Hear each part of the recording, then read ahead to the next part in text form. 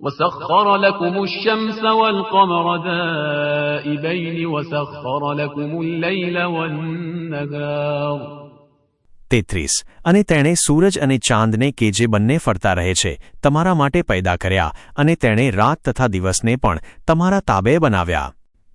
તફસીર દાયબેનનો અર્થ છે સતત ચાલતી આદત.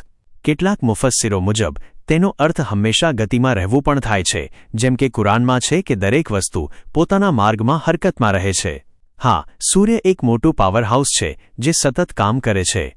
માનવીય પાવરહાઉસની જેમ તે બંધ નથી પડતો કે તેને વારંવાર મરમ્મતની જરૂર પડતી નથી. જો થોડા સમય માટે પણ સૂર્ય ન રહે તો શું થશે? માણસો, છોડ અને પ્રાણીઓનું જીવન જોખમમાં આવી જશે.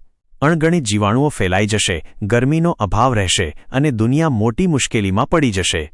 હવા, વાદળ, સૂર્ય અને આસમાન બધું માણસના લાભ માટે કામ કરી રહ્યું છે, તો પછી માણસ માટે યોગ્ય નથી કે તે ગફલતમાં રહીને આ બધું ભૂલી જાય. પૈગામ 1. ફક્ત જમીન અને તેની નિયમતો જ નહીં, પરંતુ આકાશ અને તેના બધા ગ્રહો પણ માનવના લાભ માટે અને તેની જરૂરિયાત મુજબ બનાવવામાં આવ્યા છે.